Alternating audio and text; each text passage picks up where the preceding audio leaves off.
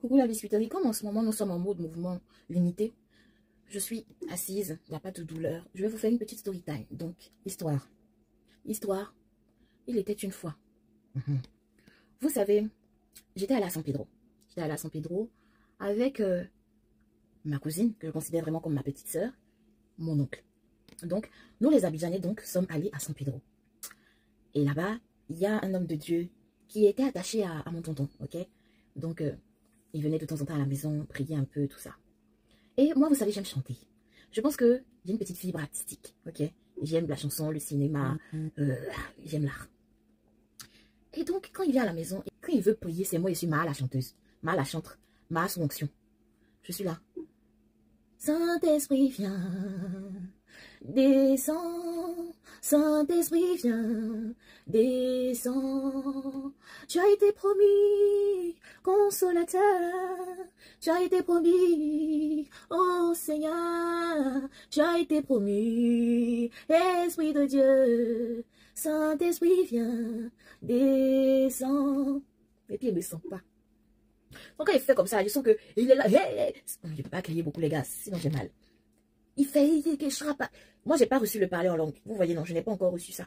Donc le monsieur était là, il fait le parler en langue et tout. Je sens que quand je chante là même, c'est là même que voilà, il est dans la connexion spirituelle. Ok.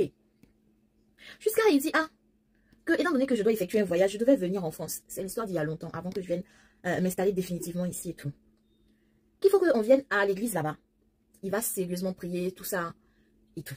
Donc mon oncle me prend moi, sa fille. Il nous met dans la voiture et puis on va tous à l'église. On est allé là-bas vers 19 h par là. Il n'y avait pas grand monde dans l'église. C'était pas un jour de prière. Hein. Donc l'homme de Dieu est venu. Il a fait une petite lecture pour nous exhorter à la parole de Dieu. Et à un moment donné, il a commencé à prier. Parce que nous aussi on priait, il disait ouvrez vos cœurs au Seigneur et machin. Et moi j'ai l'habitude de prier avec Favor, vu que j'allais à la montagne de Sion quand j'habitais à Cocody.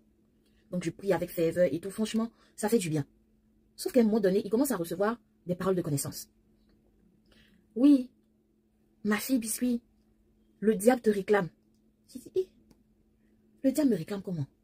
Donc le diable te réclame parce que il veut te donner quelque chose.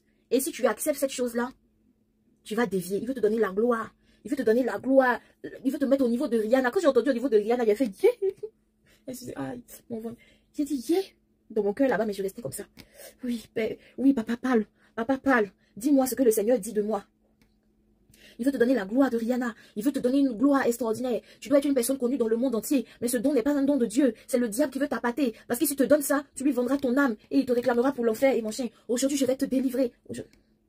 Je vous assure, hein, depuis que je fais les prières de Favor, je suis souvent sous onction. Parce que je suis déjà une personne hyper sensible de base. Et la présence du Saint-Esprit ne me rate pas. Mais je vous assure que à aucun moment, je n'ai été sous onction ce jour-là. À aucun moment. Il est là.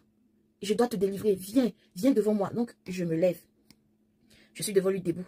Le monsieur la met sa main sur mon front comme ça et puis il dit, je te chasse, toi esprit qui réclame biscuit. Je te chasse au nom de Jésus. Je te chasse, mais je te chasse au nom de Jésus. Le tonton est en train de pousser il pousse ma tête.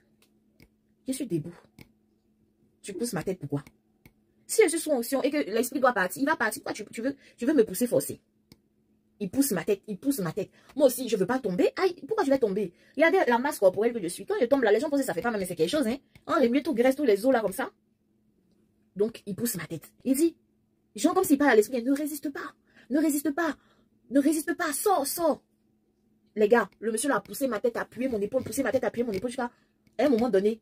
Ça pouvait faire genre 10 minutes. Il était là à pousser ma tête, appuyer mon épaule, pousser ma tête, appuyer mon épaule, j'étais comme ça. À un moment donné, j'ai dit, bon, écoute, si en bas des bangalas, même on simule, c'est pas ici, là, je vais. Hey, allez, fais-moi l'acting là. J'ai commencé, j'ai dit, si, je veux que le monsieur là me laisse là. Attends, j'ai commencé à trembler. J'ai commencé. Oh, oh, je peux pas crier, les gars, il y a mal au ventre, donc prenez ça comme ça. Et puis, je me suis jetée. Je me suis jetée par terre. Quand je me suis jetée par terre là, je sais pas, il y a une fille de l'église, une petite fille, elle est venue jeter pain sur mon pantalon. Elle portait pantalon. Il n'y avait rien à voir. Mais elle est venue jeter pain sur mon pantalon. J'ai un goulot derrière. Je me suis roulé un peu là, un peu. Il est là, il verse huile sur mon gâté, mon habit. J'ai dit, ok. Quand j'ai fini de faire ça là, ma cousine est venue m'attraper, tout ça là. Elle dit, non, c'est passé, mon chien. J'ai fait ça jusqu'à là, mais sorti dedans. Il était bien content. Il dit, oui, ma fille, aujourd'hui tu as reçu ta délivrance. Aujourd'hui, mon chien, on a fini. On lui a dit merci, tout ça là. Il a dit que, ah, voilà son numéro de téléphone. Il a pris mon numéro de téléphone, tout ça là, parce que, bah, nous, on n'est pas de San Pedro. On va là-bas de temps en temps. Et on allait acheter de la ticket, du poulet et tout, mon oncle, ma cousine et moi, pour rentrer à la maison pour aller manger. Dans la voiture, aucun de nous n'a parlé de ça. C'est quelques jours après, on était déjà rentré à Abidjan, que j'ai expliqué à mon oncle que, ah, le monsieur après on priait là, tu n'as pas vu, il poussait ma tête, il poussait mon épaule, à un moment donné, il était fatigué. Je me suis jetée par terre parce que ça là, si je ne me jetais pas, il n'allait pas me laisser tranquille. Mon oncle m'a dit, bébé, il est vu, mais je n'ai pas voulu parler. Et quelques jours après, je vois le monsieur m'envoie un SMS. Il m'envoie un SMS, il me dit, coucou bébé, comment tu vas et tout. Depuis que tu es parti, tu m'as pas donné de nouvelles, tu me manques et tout. Je te fais de gros bisous mouillés et tout ça. What? Homme de Dieu. Comment ça, bisous mouillés, bébé, tu me manques? Faut noter qu'il m'avait envoyé beaucoup de messages très enflammés. Il m'appelait toujours mon bébé, il m'appelait toujours mon amour, il me mettait toujours des bisous mouillés. Et à chaque fois, une seule fois, j'ai répondu à un message en disant oui papa, comment tu vas, je vais bien et tout. Je suis pas rentrée dans plus de détails que ça. Et il enchaînait en fait les messages amoureux. Et voilà, je vous laisse avec la suite.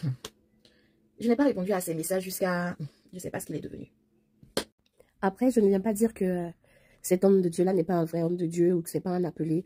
Je ne pense pas avoir les capacités nécessaires hein, pour dire ça. Mais sur moi, sur mon âme, sur mon esprit, il n'a pas eu d'effet. Voilà. Il n'a pas produit de fruits en termes d'impact quand on fréquente un homme religieux. J'ai juste eu envie de fuir parce que il était en train de se détourner de sa voie de berger. Hein. Il était en train de clairement me draguer. Il voulait avoir une relation charnelle avec moi. Donc, je ne peux pas dire que c'est pas un vrai homme de Dieu. Je peux juste dire que il a cédé à une tentation vis-à-vis de moi. Voilà, tout simplement.